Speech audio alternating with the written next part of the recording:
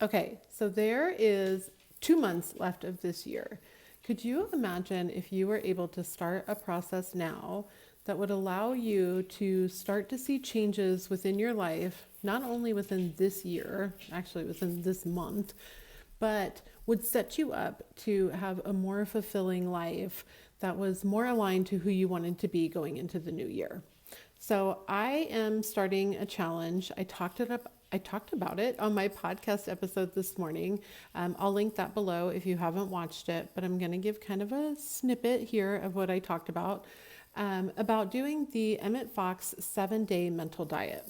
So I had a conversation with Tim Grimes, and part of what we talked about there was learning how to persist in the things that you actually want to persist in, making sure that your attention is focused in the right areas, on the right type of things, and making sure that you're not persisting in continuing the cycle that you don't actually want to have in life. I'll also link that video below so you can definitely go back and watch that. So part of that came into talking about the mental diet.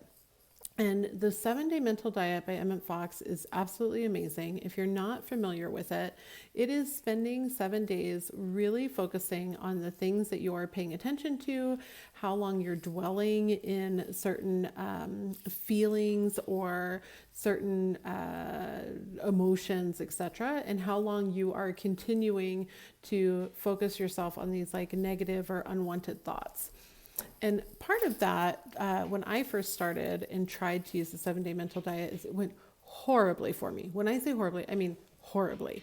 Because for some reason, for me, it was like that triggered me just thinking about everything awful that I could possibly think about. And my mind went absolutely nuts, and I had a horrific time. And I really beat myself up over the way that it went. And I needed to find ways to not do that to myself.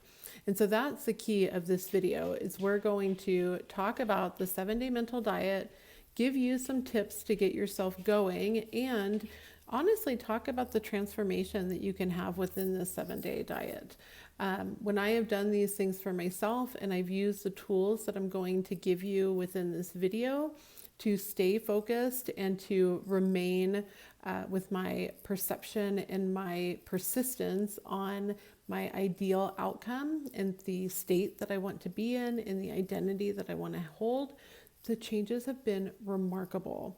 When I've worked with other clients, they have had the same type of changes because it's all about learning how to refocus the way that you're thinking about the world, the way that you're perceiving what is happening to you, and learning how to use your daily habits plus your emotional intelligence and emotional regulation to really focus on the things that you want to focus on and have this life that you really want to have.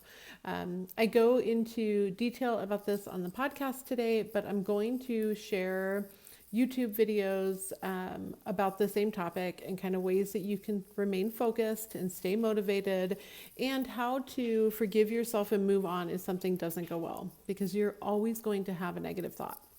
You're never going to escape this, but by using these tips and tricks that I'm going to give you in this video and in upcoming videos, you'll be able to stay better on track and then really start to see the transformations in your own life.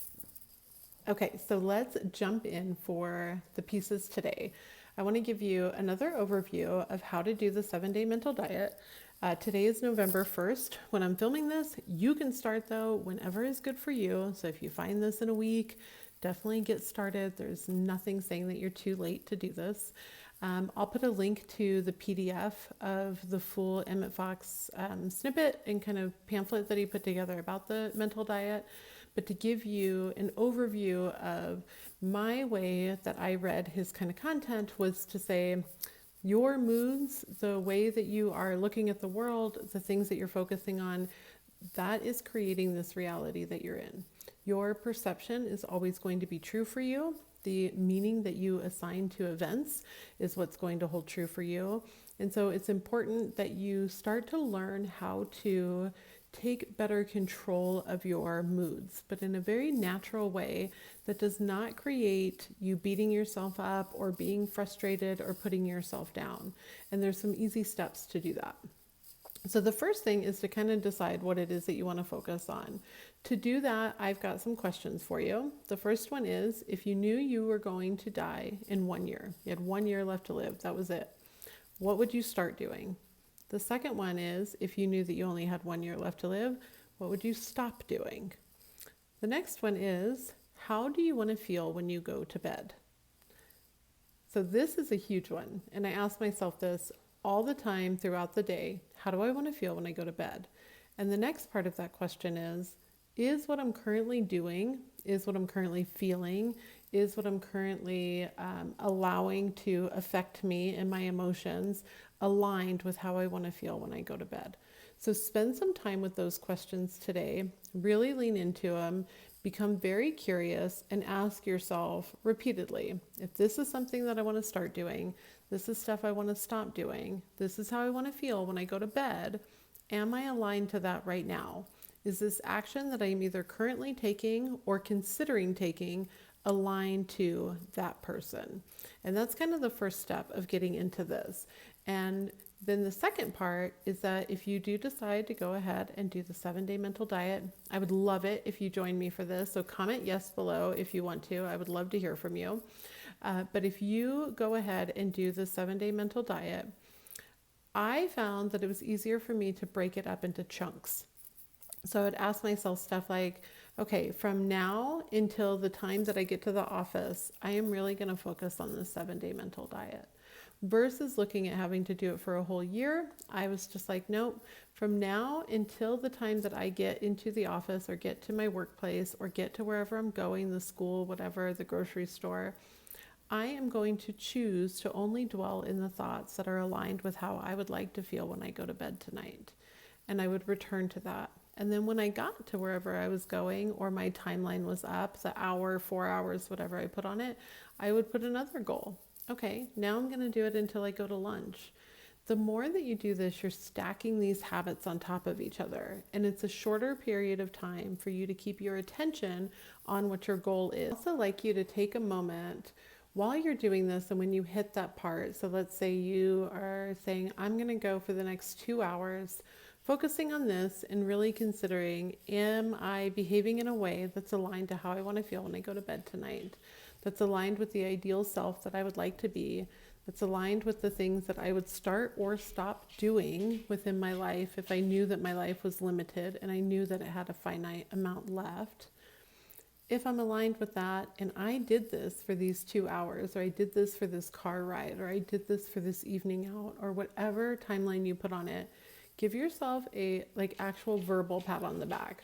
I am so proud of myself for getting this done.